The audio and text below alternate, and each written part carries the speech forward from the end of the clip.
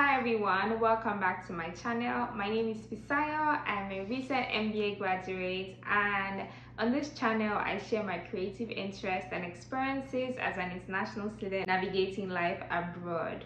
Today I'm going to share with you some important things that you should get sorted in the first week or at least the first month of arriving in the United States.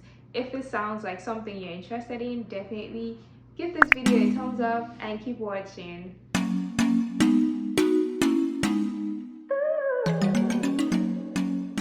Okay, so moving to a new country by yourself can be so overwhelming and seem so daunting all at once. I moved in December of 2020 by myself to the United States, and although I got some help, I would have really needed some more guidance in settling in. So that's why I've been able to create some things that I find the most important, and I want to share with you today so that you don't make the mistakes that I made and so that you make the most efficient use of your time, okay? The first thing you should absolutely do when you settle into your apartment and you've had some time to relax and unpack your load into your closet or your wardrobe is to go out and look for a bank around you and open a bank account.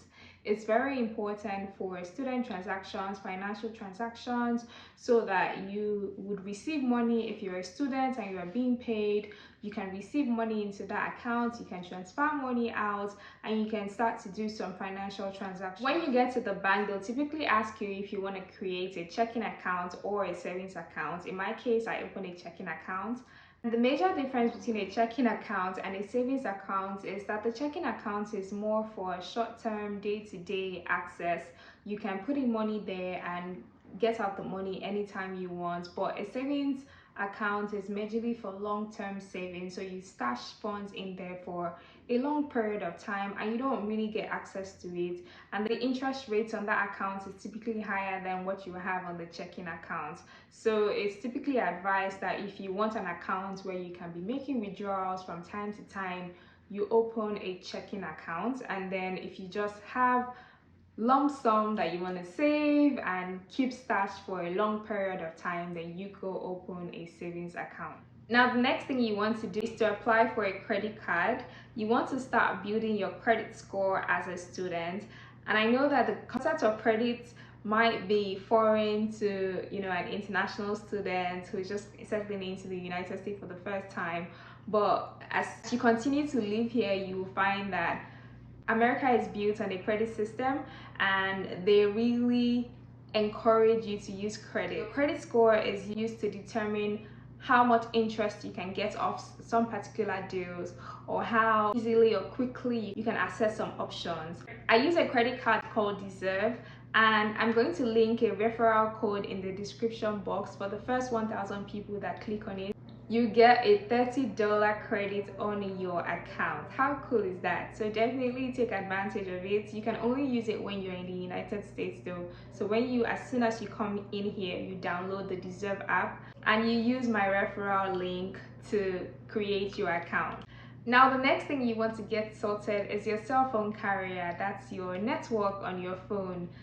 Do your research, ask fellow students in the area, probably second year students, for what the best service providers are in the location that you are at. So either the big ones, the big names like AT&T, T-Mobile, or Mint, Metro, Verizon, carriers like that. They each have their different plans and the amount that they use for them. When I moved in here, I started with Mint and I currently use them till now. They're very good and reliable, and they're not also expensive. So you can definitely check all these carriers online and see what plans are available and definitely get started on one of them. Now, the next big thing you should absolutely get sorted is your utilities. Now, this is if your apartment doesn't come with those fixtures in place. So for instance, Wi-Fi or power, if you have to do laundry somewhere else, if you have to pay for gas or water, or you need to get that sorted. So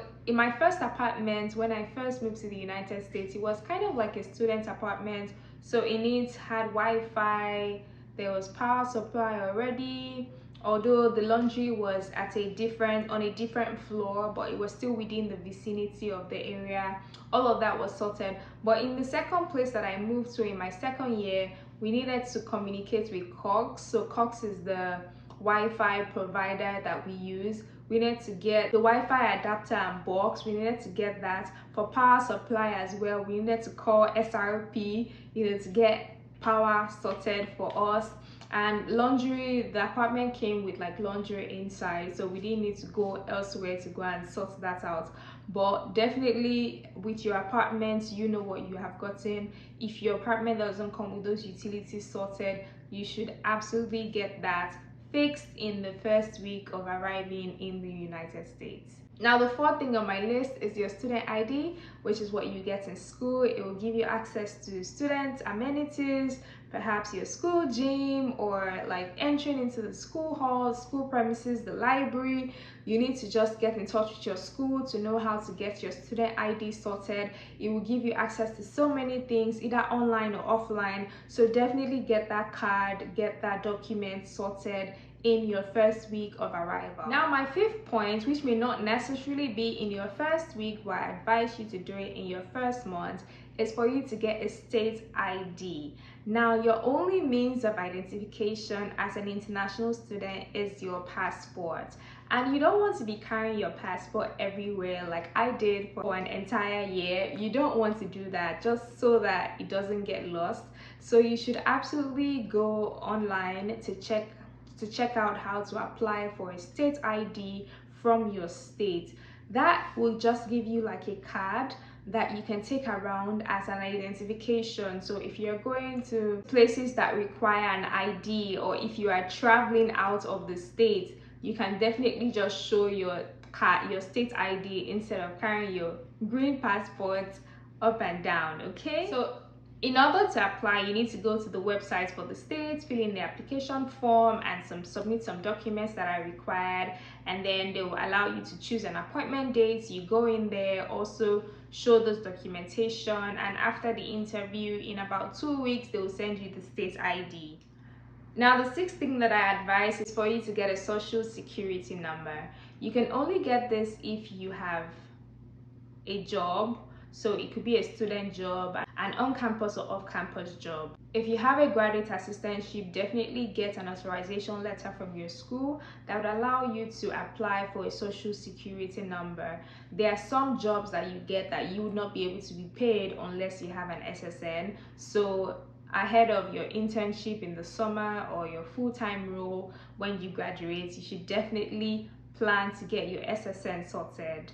Now, number 7, which I think should have been like number 3 or number 4, is for you to check out the transportation system around you and get acquainted with it. So take some time to walk around, in your first week, walk around, see what the bus route is like, see where you can take the light rail from, see where the train halts and what the next stop to school is. If there are bicycles around that you take and pay for, look for where the nearest location for that is. So just kind of familiarize with yourself with the transportation system around your house, the proximity to your school, and the ease with which you'll be able to navigate going to school. I think that's a very important thing to also do in your first week, and you can get some guidance from the second years in your school, just so that you know what the fastest routes are and how to make the most efficient use of your time, and also how to spend less money on Uber, okay? Because Uber,